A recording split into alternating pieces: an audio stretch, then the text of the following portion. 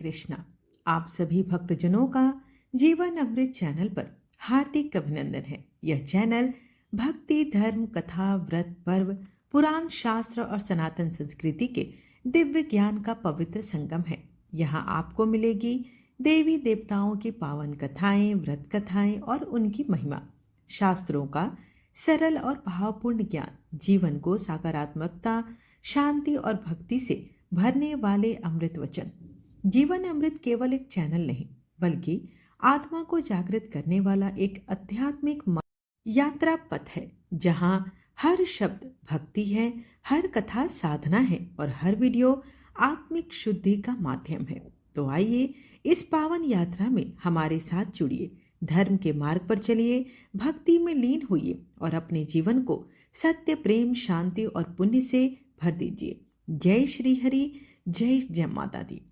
पावन माघ मास जो पुण्य, तप, दान और भक्ति का श्रेष्ठ संगम माना जाता है, मानव जीवन को शुद्ध करने वाला, पापों का नाश करने वाला तथा मोक्ष की ओर ले जाने वाला महीना माना जाता है।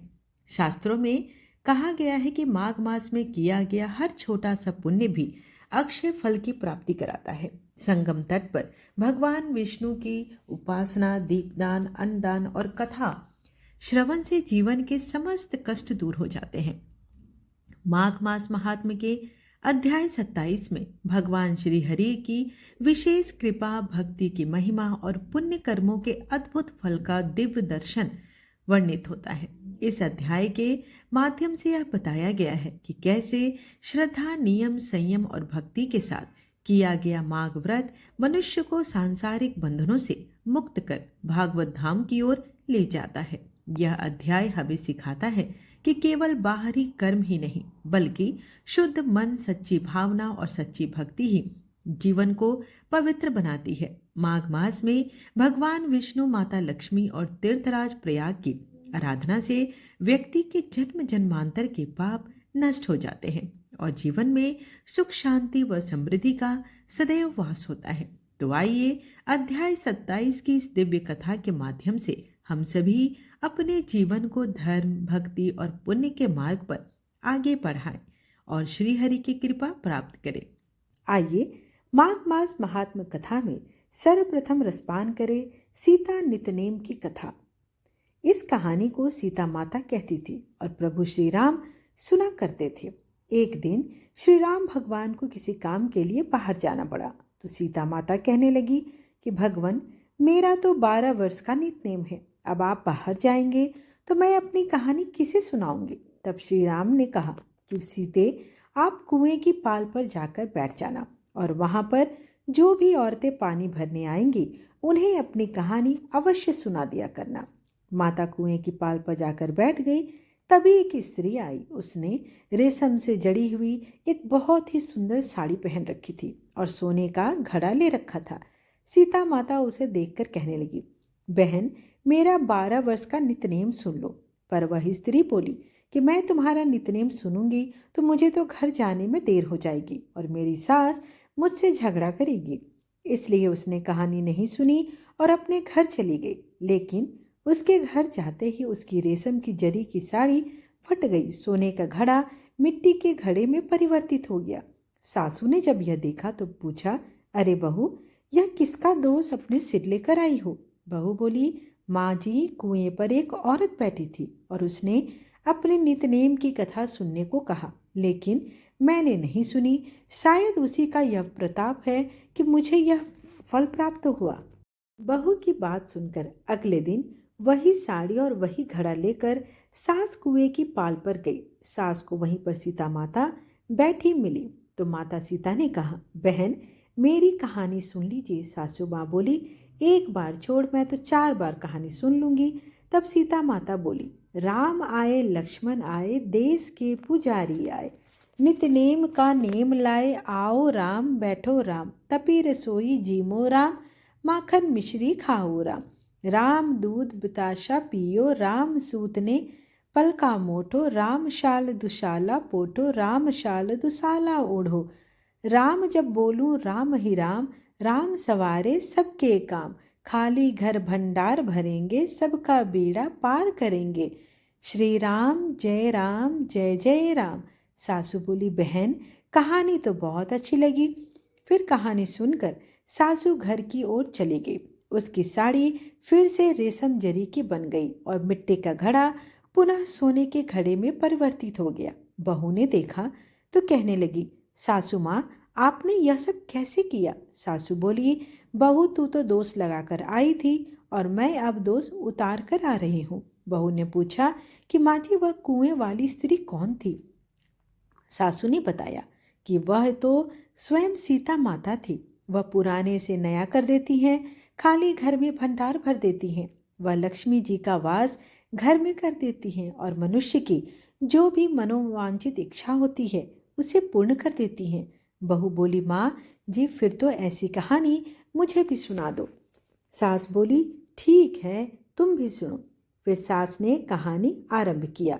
राम आए लक्ष्मण आए, देश के पुजारी आए, नित नेम का नेम लाए, आओ राम बैठो राम, तपी रसोई झीमो राम, माखन मिश्री खाओ राम, दूध बताशा पियो राम, सूत के पल का मोठो राम, शाल दुसाला पोठो राम, शाल दुसाला ओढ़ो राम, जब बोलू राम ही राम, राम सवारे सबके काम, खाली घर भंडार भरेंगे, बेड़ा सबका पार करेंगे, बोलो श्री राम जय जय राम। कहानी सुनकर बहू बोली, माँ जी कहानी तो बहुत अच्छी है। सासू ने कहा, ठीक है अब से हम इस कहानी को रोज किया करेंगे। अब सासू और बहू रोज सवेरे उठती, नहाती धोती और पूजा करने के बाद नित्यनेम की सीता माता की कहानी कहती। एक दिन की बात है कि उनके यहाँ पड़ोस की एक औरत आई और बोली कि बहन जरा सी आँच तो देना। तो बहू बोली कि आँच तो अभी हमने जलाई ही नहीं। पड़ोसन बोली, तो फिर तुम सुबह 4 बजे से उठकर क्या कर रही हो? उन्होंने कहा, हम तो सुबह सुबह उठकर पूजा करते हैं, फिर सीता माता की नित्य नेम की कथा कहते हैं। पड़ोसन उनकी बात सुनकर फिर कहा कि सीता माता की कहानी कहने से तुम्हें क्या मिला? तब वे दोनों बोली कि सीता माता की कहानी कहने से घर में भंडार भर जाते हैं, सारे काम पूर्ण हो जाते हैं, मन की इच्छा भी पूरी होती है। पड़ोसन ने कहा, बहन अगर ऐसा है तब तो फिर मुझे भी कहानी सुना दो।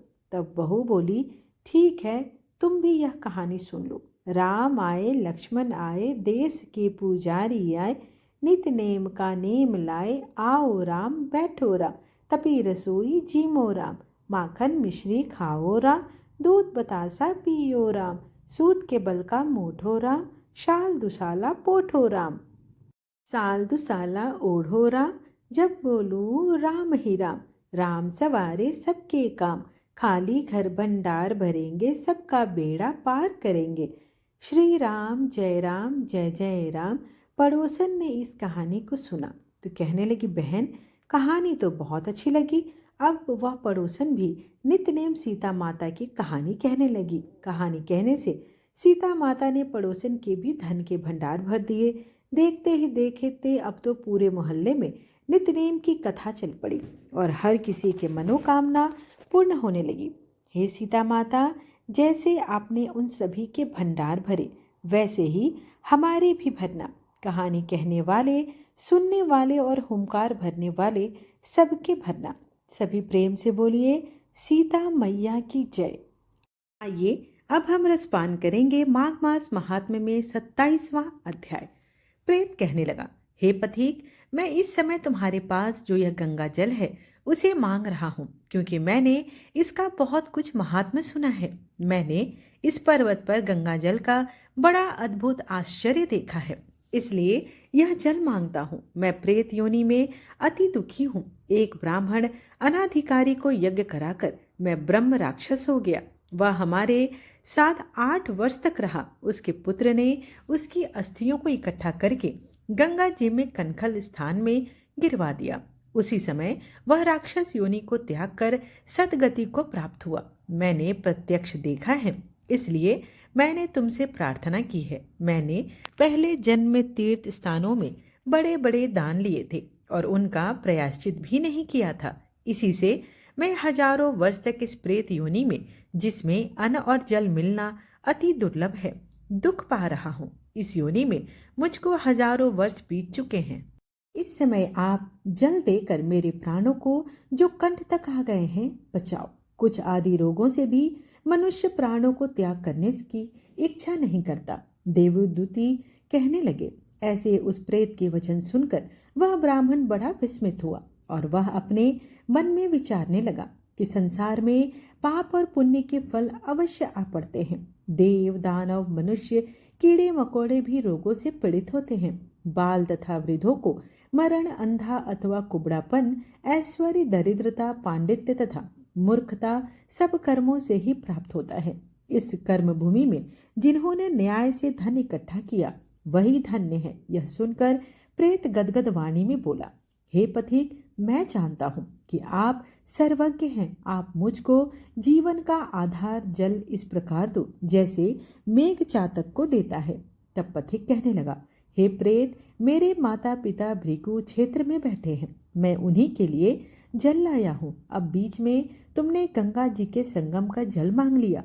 अब मैं इसी धर्म संकट में पड़ गया हूँ कि क्या कांड वस्तु में यज्ञों को इतना नहीं मानता जितना प्राण रक्षा को मानता हूँ। इसलिए प्रेत को जल देकर तृप्त करके माता पिता के लिए मैं फिर वापस जल लाऊंगा। लोमस ऋषि कहने लगे कि इस प्रकार उस पथिक ने गंगा यमुना के उस संगम का जल प्रेत को दे दिया। उस प्रेत ने प्रीति पूर्वक जल को पिया। उसी समय वह प्रेत शरीर को छोड़कर दिव्य देहधारी हो गया।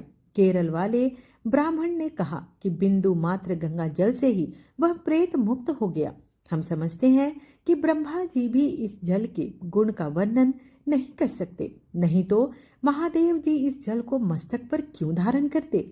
इस संसार में जो मनुष्य काया वाचा और मनसा के पापों से रंग गए हैं वे गंगा जल के बिना नहीं धुलते। गंगा जल के सेवन से मुक्ति सदा सम्मुख खड़ी रहती है। जिसके जल को स्पर्श करते ही प्रेत प्रेतत्व को छोड़कर मुक्ति को प्राप्त होते हैं।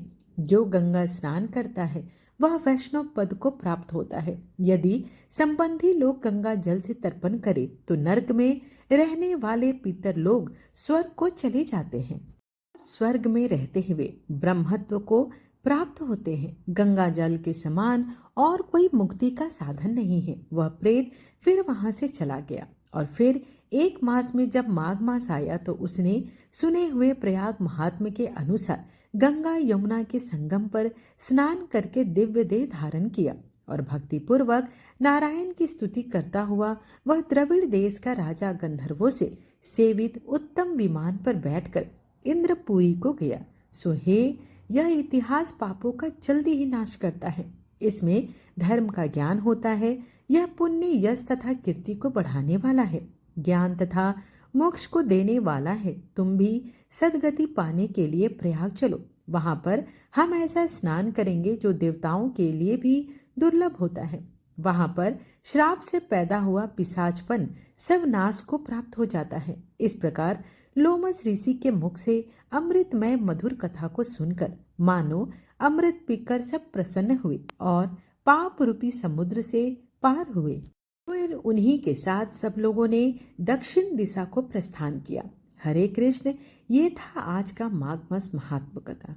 अब सुनिए भागवत कथा। श्री नारद जी कहते हैं, हे राजन, एक दिन राजा पुरजन अपना विशाल धनुष, सोने का कवच और अक्षय तरकस धारण कर अपने 11वें सेनापति के साथ 5 घोड़ों के शीघ्रगामी रथ में बैठकर पंचप्रस्थ नाम के वन में गया। उस रथ में 2 ईशादंड, 2 पहिए, 1 धुरी, 3 ध्वजदंड, 5 डोरियां, 1 लगभग, 1 सारथी, 1 बैठने का स्थान, 2 जुए, 5 आयुध और 7 आवरण थे। वह 5 प्रकार की चालों से चलता था तथा उसका साज बाज सब कुछ सुनहरा था। यद्यपि राजा के लिए अपनी प्रिया को क्षण भर के लिए भी छोड़ना भी अत्यंत कठिन था, किंतु उस दिन उसे शिकार का ऐसा शौक लगा कि उसकी भी परवाह नहीं की और वह बड़े गर्व से धनुष बाण चढ़ाकर आखेट के लिए चला गया। इस समय आसुरी वृत्ति बढ़ जाने से उसका चित्त बड़ा कठोर और दया से शून्य हो गया। इस कारण उसने अपने तीखे बाणों से बहुत से निर्दोष जंगली जानवरों को वध कर दिया। जिसकी मांस में अत्यधिक आसक्ति हो वह राजा केवल शास्त्र प्रदर्शित कर्मों के लिए वन में जाकर अनिश्चित पशुओं का वध करे, लेकिन व्यर्थ पंशु हिंसा न करे। शास्त्र इस प्रकार उत्सृंखल प्रवृत्ति को नियंत्रित करता है। हे राजन, जो विद्वान इस प्रकार शास्त्र नियत कर्मों का आचरण करता है वह उस कर्मानुष्ठान से प्राप्त हुए ज्ञान के कारण भूत कर्मों में लिप्त नहीं होता। नहीं तो मनमाना कर्म करने से मनुष्य अभिमान के वशीभूत होकर कर्मों में बंध जाता है तथा गुण प्रवाह रूप संसार चक्र में पड़कर विवेक बुद्धि के नष्ट हो जाने से अधम योनियों में जन्म लेता है। पुरंजन के तरह तरह के पंखों वाले बाणों से छिन्न भिन्न होकर अनेकों जीव बड़े कष्ट के साथ प्राण त्यागने लगे। उसका वह निर्दयता पूर्व जीवन संहार देखकर सभी दयालु पुरुष बड़े दुखी हुए। वे इसे सह नहीं सके। इस प्रकार वहां खरगोश, सुअर, भैंसे, नीलगाय, कृष्ण मृग, शाही तथा और भी बहुत से मेद्य पशुओं का वध करते करते राजा पुरंजन बहुत थक गया। तब वह भूख प्यास से अत्यंत शिथिल होकर राजमहल में वापस आ गया। वहां उसने यथा योग्य रीति से स्नान और भोजन से निवृत्त हो कुछ विश्राम करके थकान दूर की। फिर गंधन, चंदन और माला आदि से सुसज्जित होकर सभी अंगों में सुंदर सुंदर आभूषण पहने। तब उसे अपनी प्रिया की याद आई। वह भोजन आदि से तृप्त हृदय में आनंदित मद से उन्मत्त और काम से व्यथित होकर अपनी सुंदरी भार्या को ढूंढने लगा, किंतु उसे वह कहीं भी दिखाई नहीं दी। प्राचीन भर की तब उसने चित्त में कुछ उदास होकर अंतःपुर की स्त्रियों से पूछा, अरे सुंदरियों, अपनी स्वामिनी के सहित तुम सब पहले की तरह कुशल से तो हो ना?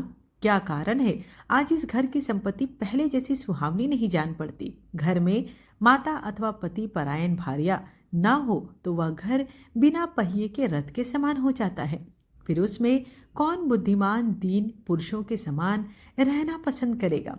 इसलिए बताओ, वह सुंदरी कहाँ है जो दुख समुद्र में डूबने पर मेरी विवेक बुद्धि को पद पद पर जागृत करके मुझे उस संकट से उबार लेती है? स्त्रियां कहने लगी, नाथ, मालूम नहीं आज आपकी प्रिया ने क्या ठानी है। हे शत्रुदमन, देखिए वे बिना बिछाने के पृथ्वी पर ही पड़ी हुई हैं। श्री नारद जी कहते हैं, हे राजन, उस स्त्री के संग से राजा पुरजन का विवेक नष्ट हो चुका था। इसलिए अपनी रानी को पृथ्वी पर अस्त व्यस्त अवस्था में पड़ी देखकर वह अत्यंत व्याकुल हो गया। उसने दुखी हृदय से उसे मधुर वचनों द्वारा बहुत कुछ समझाया, किंतु उसे अपनी प्रेयसी के अंदर अपने पति प्रणय कोप का कोई चिन्ह दिखाई नहीं दिया। वह मनाने में भी बहुत कुशल था, इसलिए अब पुरंजन ने उसे धीरे धीरे मनाना प्रारंभ किया। उसने पहले उसके चरण छुए और फिर गोद में बिठाकर बड़े प्यार से कहने लगा कि हे सुंदरी, वे सेवक तो निश्चय ही बड़े अभागे हैं जिनके अपराध करने पर स्वामी उन्हें अपना समझकर शिक्षा के लिए उचित दंड नहीं देते। सेवक को दिया हुआ स्वामी का दंड तो उस पर बड़ा ही अनुग्रह होता है। जो मूर्ख है उन्हीं को क्रोध के कारण अपने हितकारी स्वामी के लिए उस उपकार का पता नहीं चलता। हे सुंदरी, दंतावली और मनोहर भौं से शोभा पाने वाली मनिवनी, अब यह क्रोध दूर करो और एक बार मुझे अपना समझकर प्रणय भार तथा लज्जा से झुका हुआ और मधुर मुस्कान में चितवन से सुशोभित अपना मनोहर मुखड़ा दिखाओ। अहो भ्रमर पंक्ति के समान नीली अलकावली, उन्नत नासिका और सुमधुर वाणी कारण तुम्हारा वह मुखारविंद कैसा मनोहर जान पड़ता है। हे वीर पत्नी, यदि किसी दूसरे ने तुम्हारा कोई अपराध किया है तो उसे बताओ। यदि वह अपराधी ब्राह्मण कुल का नहीं है तो उससे भी मैं तुरंत इसी क्षण दंड देता हूँ। मुझे तो भगवान के भक्तों को छोड़कर त्रिलोक में अथवा उससे बाहर कोई भी ऐसा दिखाई नहीं देता जो तुम्हारा अपराध करके निर्भय और आनंद पूर्वक रह सके। मैंने आज तक तुम्हारा मुख कभी तिलकहीन, उदास, मुरझाया हुआ, क्रोध के कारण डरावना, कांतिहीन और स्नेहों ने नहीं देखा और ना कभी तुम्हारे सुंदर स्तनों को ही शोकाश्रुओं से भीगा देखा। बिंबा फल सदृश अधों को स्निग्ध केसर की लालिश से रहित देखा। मैं व्यसनवश तुमसे बिना पूछे शिकार खेलने चला गया, इसलिए अवश्य अपराधी हूँ। फिर भी अपना समझकर तुम मुझ पर प्रसन्न हो जाओ। कामदेव के विषम बाणों से अधीर होकर जो सर्वदा अपने अधीन रहता है, उस अपने प्रिय पति को उचित कार्य के लिए भला कौन कामिनी स्वीकार नहीं करती। श्री नारद जी कहते हैं, हे महाराज, इस प्रकार वह सुंदरी अनेक नखरों से पुरंजन को पूरी तरह अपने वश में कर उसे आनंदित करती है। विहार करने लगी। उसने अच्छी तरह स्नान कर अनेक प्रकार से मांगलिक श्रृंगार किए तथा भोजन आदि से तृप्त होकर वह राजा के पास आई। राजा ने उस मनोहर मुख वाली राजमहसी का सादर अभिनंदन किया। पुरंजनी ने राजा को आलिंगन किया और राजा ने उसे गले से लगाया। फिर एकांत में मन के अनुकूल रहस्य की बातें करते हुए वह ऐसा मोहित हो गया कि उस कामनी में ही अपना चित लगा रहने के कारण उसे दिन रात के भेद से निरंतर बीतते हुए काल की दुस्तर गति का भी कुछ पता नहीं रहा। मद से छका हुआ मनस्वी पुरंजन अपनी प्रिया की भुजा पर सिर रखे हुए महामूल्य सैया पर पड़ा रहता। उसे तो वह रमणी ही जीवन का परम फल जान पड़ती थी। अज्ञान से आवृत हो जाने के कारण उसे आत्मा अथवा परमात्मा का कोई ज्ञान ही नहीं रहा। हे राजन, इस प्रकार कामातुर चित्त से उसके साथ विहार करते करते राजा पुरंजन की जवानी आधे क्षण के समान बीतती गई। प्रजापति उस पुरंजनी से राजा पुरंजन के 1100 पुत्र और 110 कन्याएं हुई, जो सभी अपने माता पिता का सुयश बढ़ाने वाली और सुशीला उदारता आदि गुणों से संपन्न थी। वह यह पौरजनी नाम से विख्यात हुई। इतने में ही उस सम्राट की लंबी आयु का आधा भाग निकल गया। फिर पांचाल राज पुरंजन ने पितृवंश के वृद्धि करने वाले पुत्रों का वधुओं के साथ और कन्याओं का उसके योग्य वरों के साथ विवाह कर दिया। पुत्रों में से प्रत्येक 100 पुत्र हुए। उनसे वृद्धि को प्राप्त होकर पुरंजन का वंश सारे पांचाल में देश में फैल गया। इन पुत्र पौत्र गृह कोष सेवक और मंत्री आदि में दृढ़ ममता हो जाने से वह इन विषयों में ही बंद कर रह गया। फिर तुम्हारी तरह उसने भी अनेक प्रकार के भोगों की कामना से यज्ञ की दीक्षा लेकर तरह तरह के पशु हिंसामय घोर यज्ञों से देवता पीतर भूतपतियों की आराधना की। इस प्रकार वह जीवन भर आत्मा का कल्याण करने वाले कर्मों की ओर से दीन बुद्धि से अपनी स्त्री पुत्र आदि के लिए शोकाकुल होकर रहा। इस समय वहां भयानक यवन राज आत्मका जब यवन लोग उसे पशु के समान बांधकर अपने स्थान को ले चले, तब उसके अनुचर गण अत्यंत आतुर और शोकाकुल होकर उसके साथ हो लिए। यवनों द्वारा रोका हुआ सर्प भी इस पुरी को छोड़कर इन सबके साथ ही चल दिया। उसके जाते ही सारा नगर छिन्न भिन्न होकर अपने कारण में लीन हो गया। इस प्रकार महाबली यवन राज के बलपूर्वक खींचने पर भी राजा पुरंजन ने अज्ञानवश अपने हितैषी और पुराने मित्र अविशात का स्मरण नहीं किया। उस निर्दय राजा ने जिन यज्ञ पशुओं की बलि दी थी, वे उसकी दी हुई पीड़ा को याद करके उसे क्रोधपूर्वक कुठारों से काटने लगे। वह वर्षों तक विवेकहीन अवस्था में अपार अंधकार में पड़ा रहा, निरंतर कष्ट भोगता रहा।